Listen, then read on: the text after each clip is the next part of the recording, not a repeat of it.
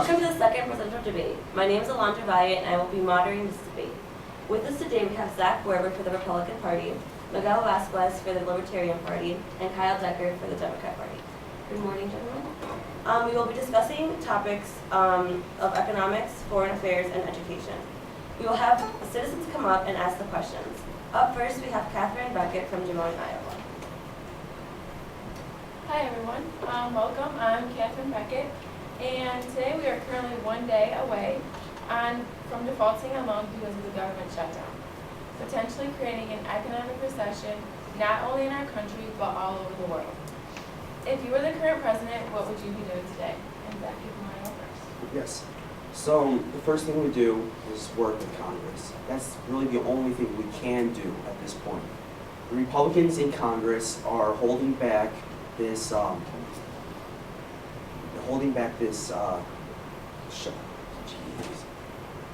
shutdown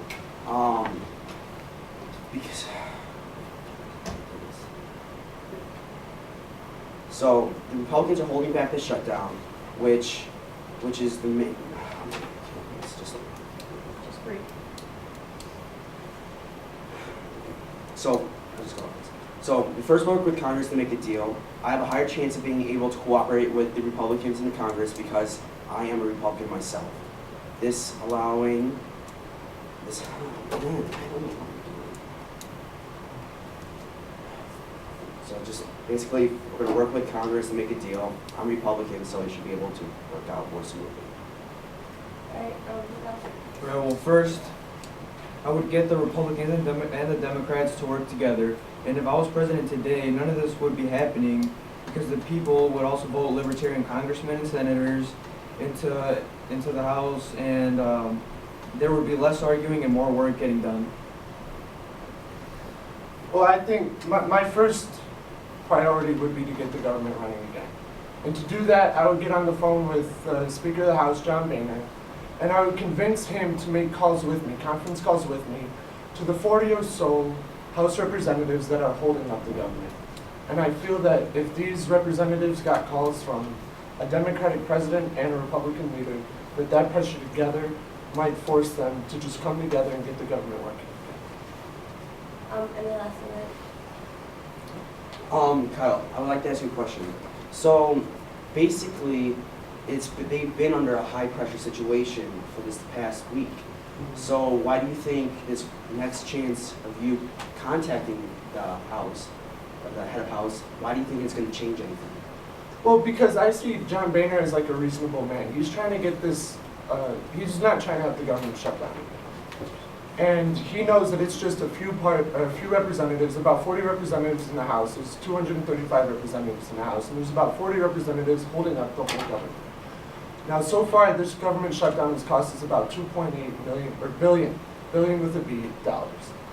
And so I would get on the phone with John Boehner, and I don't think this has been done before, and have a conference call where me and the Speaker of the House, the Republican Speaker of the House, talk to each individual of these, each individual Congress member that's one of the 40 holding up the government shutdown. So I believe that kind of pressure, when it comes together, that would, I don't know, put some kind of common sense into these guys, or if you see the leaders of two separate parties who don't agree on a lot ideologically, come together to call you, to tell you to vote a certain way, I mean, that would change my mind. Actually, Obama has tried that. He has tried to help the House come to a compromise, but they're not. But he got on the phone with John Boehner and made conference calls They're together, still not budging. but no one's tried on that yet. What makes it better than anything else that we've been trying? So next up, we're going to have Rodgers from Boston, Massachusetts, ask another question under the economic topic. Hi, I'm Rodgers from Boston, Massachusetts. So if you were to be elected president next Thursday, how do you plan to help Congress become a working and functional aspect of the American government? Well, I'll take the question. I would work on diminishing the government and getting the Republicans and Democrats to come to a compromise, and by making the government smaller, it would give less power of the people, so the government can focus more on larger issues. What I would do is, I believe the root of the problem is that America is a really big country, and we can't fix that. There's always going to be people that have the two sides of the belief, the Republican belief of smaller government, the Democratic belief of bigger government. And you can't change that. And the American people have selected the representatives that they've selected, and we have to work with that. And right now, it's making deadlock in Congress. And I believe the root of this is that back in history, when people really got stuff done, it was because Congress, they knew each other. They would come together to work together. So as president, I would hold more functions where everyone could get together. I would have more informal meetings so that everyone could just get together, talk, share more ideas, and hopefully that would prevent some of the deadlock that's going on in Congress. All right, so basically we all know what's causing this shutdown. It's a certain group of Republicans that believe that Obamacare is just not going to work out for this country, and so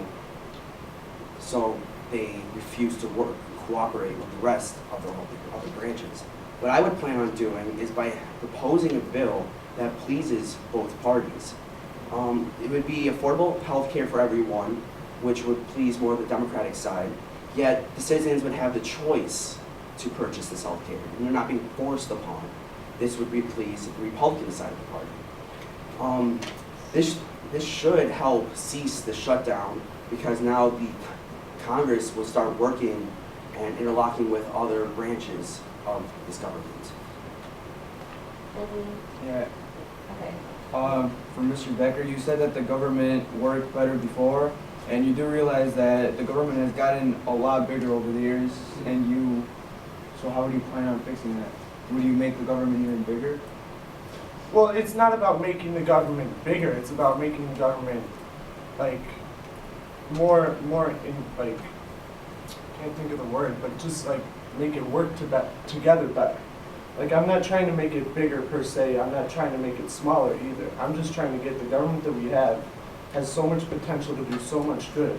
I'm just trying to get it to work together better for the good of everybody. Did you have any closing I remarks? think. Okay, so moving on to the topic of foreign affairs, Candidate Decker, you will start this question off. We have Kaylee Benoit from Naples, Florida.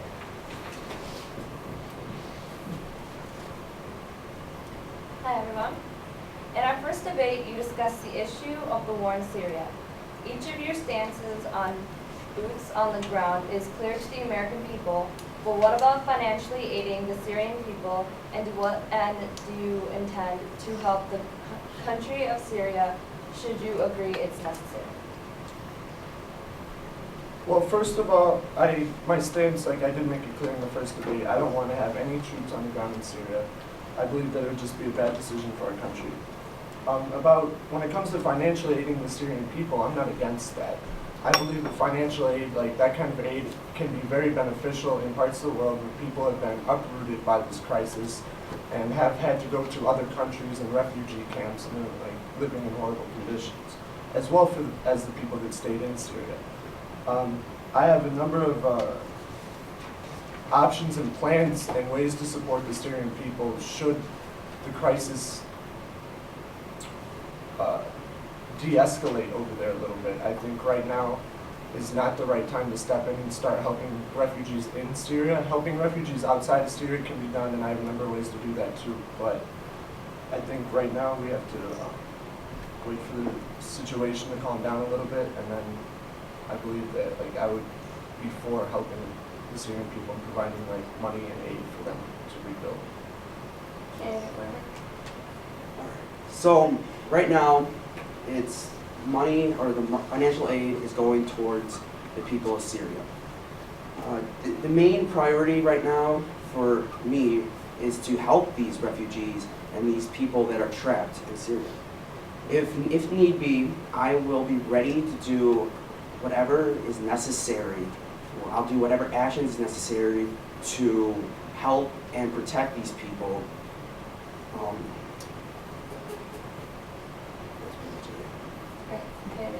Alright, so we would not fund Syria at all because it doesn't affect the American liberty or freedom. And if something bad enough is happening, then the UN or NATO can step in and aid the people. And the US isn't against helping Syria at all, but there are private organizations that could help the Syrian people better than the government could. Any rebuttals? Okay. This one's for Mr. Decker. If the situation in Syria does not de-escalate, it does not calm down as you plan it to, what do you think you're going to do? What are you going to do to help these people? Well, the first thing I would do was I would get an international coalition. I wouldn't go alone as America. I would get a bunch of partners, other countries to work together. And my solution to this is debit cards, basically. You can program these specific debit cards to only be spent on food or on necessities that these people need. And you can give out these debit cards, and the government, whatever agency or whatever group ends up funding this, probably through the UN and through some other kind of international organization like that, they can control how much money goes onto the card, they can control what people can buy and what they can't buy. Because it is aid money, we don't want it being used for things that aren't aiding people. We want it to be used for like necessities. So that would be one of my plans, to help Syrian refugees in countries around Syria and inside Syria itself. And where is this money for the debit cards coming from? I mean, the money will come up. I'm just saying that if we need to help Come these up out people, of then thin we air? do have to. I mean, we can cut down defense. There's always things that can be cut. And we're talking about an international coalition. Our country wouldn't be fronting all the money. But I mean, America is a world leader. And even if we're not the world's policeman, we can be the world's last resort. All right, so here's a question, gentlemen. If we are about to default on our own government loans, where are we going to get money to help other countries like Syria? Okay, I can go first. One of the big things that we can take money out of are welfare checks. We can start taking out welfare, and we can use this money to spread it and distribute it around differently. And one of these ways we distribute is also to this financial foreign aid. All right, We wouldn't be funding Syria in any money at all. Ken, Tucker, anything on that question? Well, I would want to take away from what Zach said, as Zach taking money away from American citizens here, money that went to helping American citizens and using it to help Syrian citizens, which I don't support. I would take the money, like I said, it wouldn't be all American money, but the American part of the money would come out of defense spending. And, you know, the war in Afghanistan, the wars in Iraq cost us about $11 million an hour. And that's $11 million every hour that we could put towards something better. We can put it towards education, we can put it towards helping Syria, we can just put it towards having the money so that we don't default on our own loans. And I think once we pull out of Afghanistan and Iraq, we'll be in a much better position fiscally. All right, so the next question is also under foreign affairs, and we have Richard Castle from San Diego, California. Hi, I'm Richard Castle. 22 volunteers for the Syrian Red Cross have been kidnapped. Even more health workers have been killed, tortured and killed since the war began. 4 more are still being held captive today. Is there a point, if you are elected president, that you believe enough is enough? This is not our war, this is not our fight. That is all an unfortunate tragedy of war, the cost of war, and we cannot answer to all the tentative statistics, or else we would be at war with most of the world. We simply cannot afford to keep policing the world. Canada, Tucker? I for the most part agree with Miguel here. I think that, you know, we're coming down from 2 long wars in the Middle East. We're trying to bring our troops home. We're trying to bring people back. We're trying to spend less money on war. I mean, we obviously need the money more here. We don't need to get involved in Syria. You're right. We should not really be sending troops, and we should not be fighting a war with Syria. But these people are risking their lives. They're not from Syria. They can be. Some are probably not. But they're risking their own lives to go in and help these refugees. Now, we can't just sit back and ignore them. We have to go in and do something about it. Now, I'm not proposing we start a war. No, far from it. We should be doing something, though, to help get back these volunteers and help ensure their safety while over in Syria. Like I said, though, it's taunting statistics. It's only 22 people, and a lot of bad things happen in the world. We cannot police the world for these small things all the time. We just can't afford it. Maybe only 22 people, but they're people that they're not even related. Well, the only way they're related is by volunteering. They're not a part of this violence. They're not a part of this feud between the rebels and the government. They're just there to help. I understand what you're saying. I'm just saying, like, there's a lot of bad things that happen in the world, and we're not stepping in for a lot of things. A lot of bad things happen in this country, and this is just taunting statistics. All right. Candidate Werber, we're going on to your answer to the question. Where does the money come from if you don't have it? We don't have it. Right now, if we stop doing this, we lower the amount of loans given out to students. That will also increase our funds. Some of these welfare checks will also increase our funds. We're not ignoring the people of this country. We are just distributing the wealth. Okay. So our next topic is education, and with us today we have Jamie McCarthy from Minneapolis, Minnesota. Hello everyone, I'm Jamie McCarthy. During the last debate, you all discussed ways college students and their families can pay for college. If you said the government shouldn't help college students out through loans, then where will the money come from? And if you did believe the government should help college students, then where will the money come from? Werber, we will start with you. All right. So, as I was saying during the last debate, large business corporations can help donate money towards the students of this country. There's also other loans other than just federal loans that these students can apply for. And there's also many scholarships as well. So these are the simple choices that the student can do. And also, there's also the opportunity for the student to work.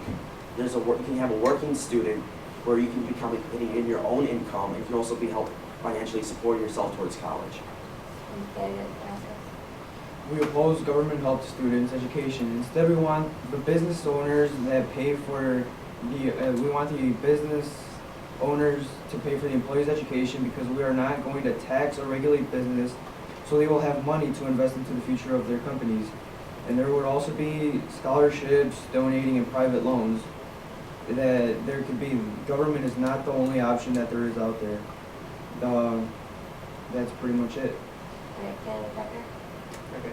First, I think for Miguel, I think it's a risky proposition allowing corporate America to have more money and then trusting them to put their employees through college. I mean, I think we've learned in the past that once these fat cats get more money, they just keep it.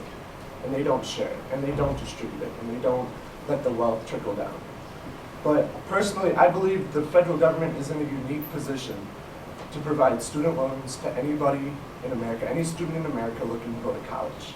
Now, the cost of a student loan to the federal government is $65 for a $3,000 loan. These are loans. These are not grants. These are not payments. These loans get paid back. And the final cost to the federal government is $65. Now, if the government can pay $65 to put a kid through college, wouldn't that be worth it? And I think that compared to corporate scholarships or, apprenticeships where the employee pays for the college, I think that this is the only option that allows everyone, no matter if they're talented academically or athletically, anybody can get these loans. And so I think that puts the federal government in a unique position to provide these loans, and it doesn't cost the federal government a whole lot of money. And it's for the good of the people, which I think is the whole point of government in the first place. So you're telling me that businesses wouldn't invest in the futures so they can have better qualified workers, and if they do not pay for the loans or help their employees succeed, you can also have the media expose these companies, and then the people can boycott the company. Well, yeah, and that's all a long, complicated process where I'm offering you a loan from the government that'll cost the government $65, and we don't have to go through all that. And I really honestly doubt corporations in America giving up the money that you would give them by reducing all the regulation. I doubt they would put that money towards education. I think they would go out and buy a new jet and a couple more houses in Boca. All right. Okay, so I have one real quick question. So the government would only spend $65 on a student per, say, $3,000, correct? Now, we think about, okay, so that's from the government standpoint. Now, what do we think about from the student standpoint? Well, now, what if the student, let's say they can't afford to pay back these $3,000? This only take the student back into debt and make their life miserable. So This is a good point. I mean, when I said these loans go out for anybody, I mean, it's anybody. The government wouldn't make stupid loan decisions where they know they're not going to get the money back. It would be people that have co-signers, people that, you know, are good for their credit, with a good credit score or a decent credit score at least. But I think government is in a much better position to provide these loans and get the money back than, say, a private, you know, corporation. All right, Candidate Decker, in a good situation, yes. But what if we default tomorrow? How can we afford to give loans to anybody?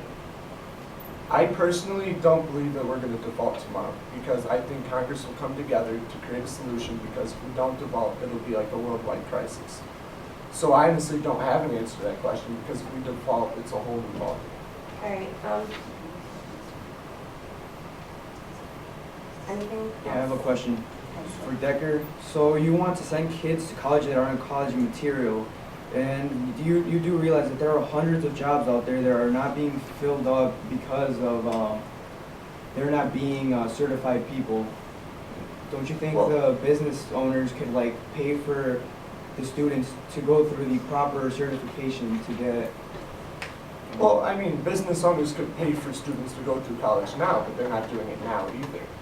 And Because they have so many taxes they have to pay, and if we cut these taxes, they will have money to invest into the future. I mean, I see big companies making billions of dollars a year. I mean, I don't see them struggling. Companies like Google, companies like Apple, I don't see them struggling, but I also don't see them putting kids, like, a good amount of kids through college. Like, I can see them doing it for a couple, but I don't see them putting thousands of kids through college like how the federal government. And that's why there's also other options like scholarships and private loans. It's true, on top, like I'm talking about a $3,000 loan. And, you know, everybody out there knows that a year of college costs more than $3. These are supplementary loans. They go on top, you know, they just bridge the gap of what you need, what you don't have at the moment. you're right. So remember from the last debate, I was saying how the top 5 corporations in charity funds gave out around $1 billion. Just 5 companies gave out in charity.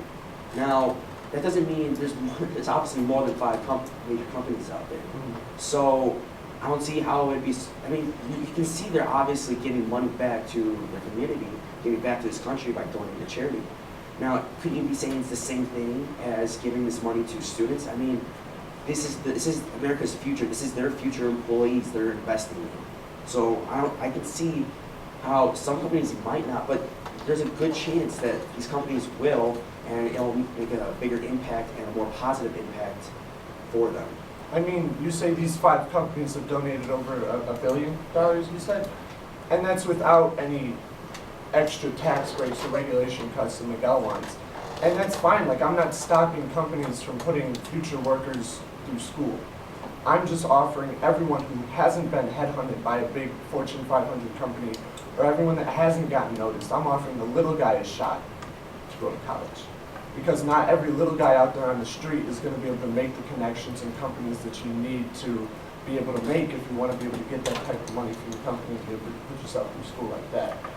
I think the federal government, it's an easy process, it's there for everybody, it's uniform, people can depend on it. I think it's something this country needs. Alright, so here's another question. Can we afford to not have answers based on the faith of people who have already shut the government down?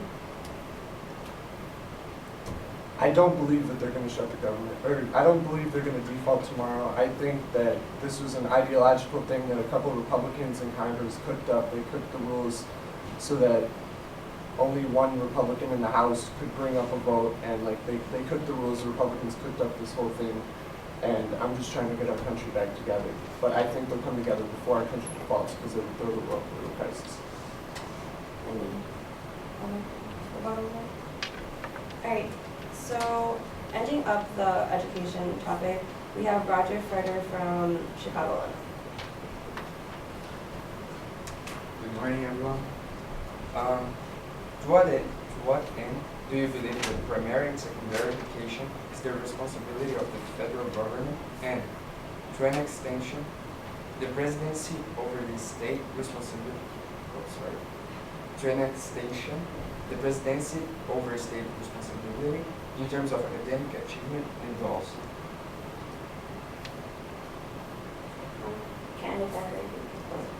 Sure. I believe like primary and secondary education, like elementary schools, middle schools, high schools, like it isn't the responsibility of the federal government. Federal government is not running these schools.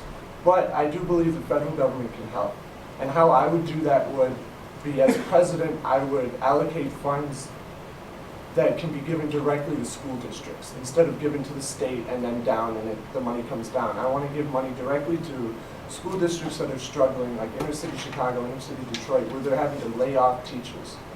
There's an increase in kids, they're shutting down schools, they're laying off teachers, and that's just, to me, it doesn't make sense. So I would go in, I would use money to help prevent teacher layoffs, and where I would get that money, like I said earlier, we spend $11 million an hour on the wars in Iraq and Afghanistan. And with that money, I can fund 10 elementary school teachers for 10 years and give 100 kids 4-year scholarships. And that's every hour.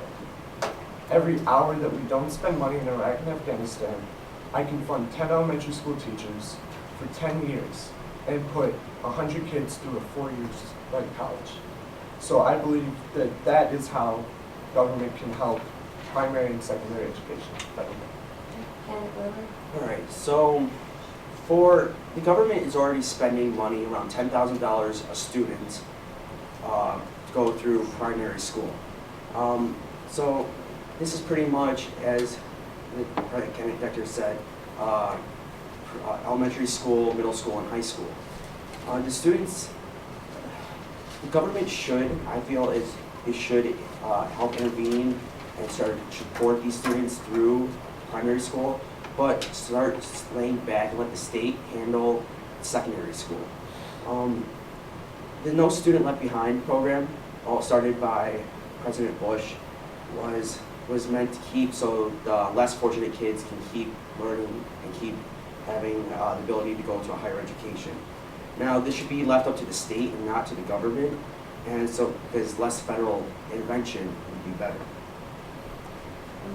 Alright, so education is not the government's business, and achievements and goals are better set through competition.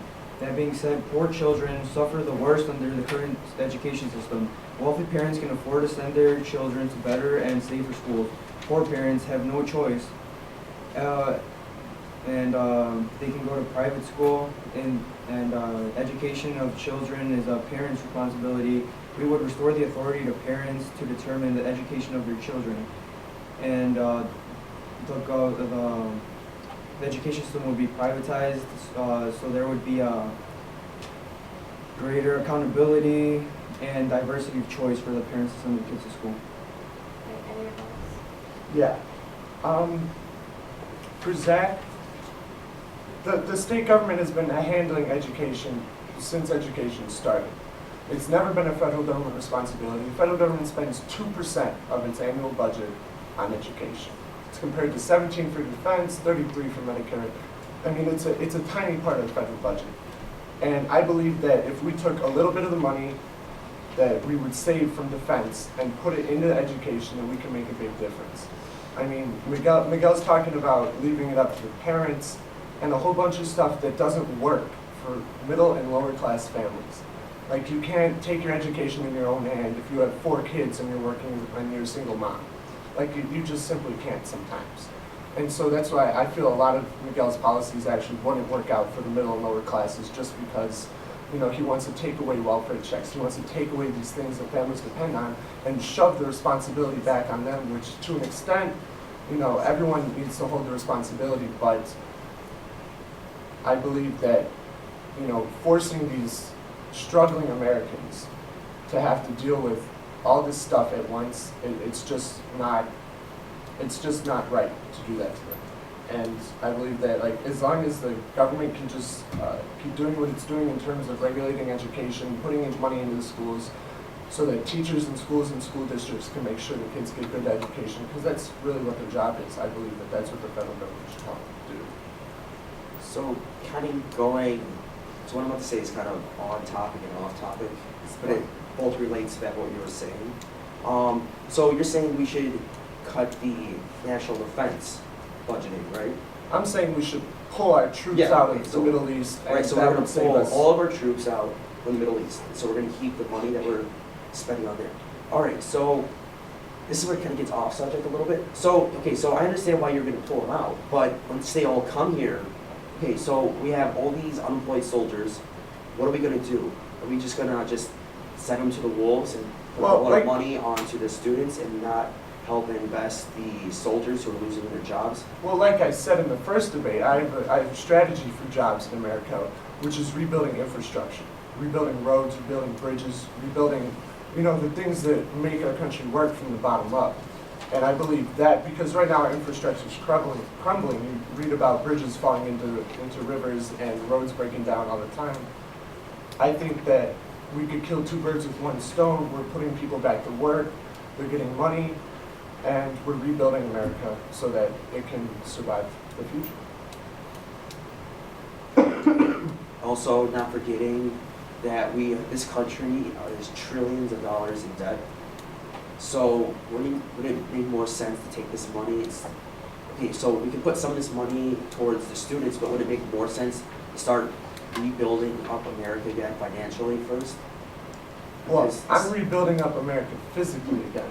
I mean, financially, America has been doing all kinds of stuff with Wall Street and stuff, and it's not solid to rebuild America financially. I mean, we're trillions of dollars in debt, yes, but we're not going to be able to change that if we can't get our trucks and our economy moving from one side of the country to the other. And I think if we ignore this problem, it's going to come back to bite us in the butt in a couple of years when China has a nice infrastructure and they're zooming. And all these other countries are too, but America can't get its trucks from point A to point B.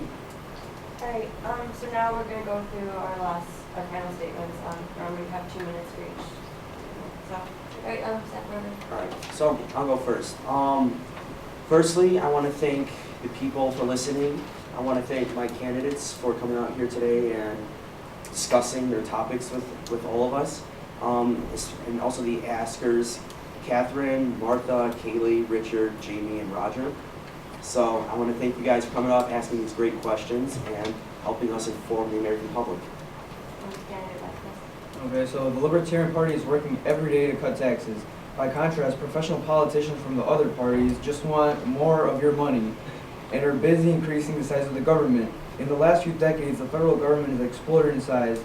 No area of your life or business is free from the meddling of politicians, especially your wallet. It doesn't have to be that way. With less government and lower taxes, you could keep more of what you earn. It would be easier to start a new business, build new homes, and fuel stronger economic growth. Libertarians believe that if the government role were limited to protecting our lives, right, and property, then America would prosper and thrive as never before.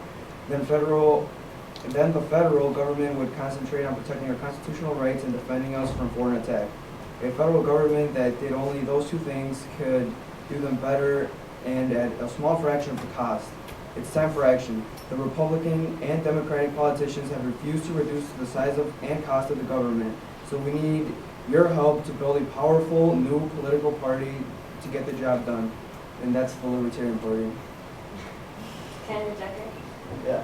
I don't have a long, polished speech, but what I can say is that if elected president, I would bring a new kind of politics to Washington, where if I have a problem like Congress, I get on the phone and solve it. If I wanted to break the deadlock that's been grinding Congress for the past 5-10 years, I would get in there, I would try to get people together, I'd get people talking, I'd get ideas flowing, and I'd get Washington working again. I believe that government is in a unique position to help people, and that's basically the premise of my campaign. The government can help school districts with education, it can help refugees in Syria, and it can help right here by building new programs and creating jobs and kickstarting the economy. And basically, that's why I'm running for president, because I don't want to see these programs get cut, and I want to try to help the average man. Alright, so I thank you guys for being here, gentlemen.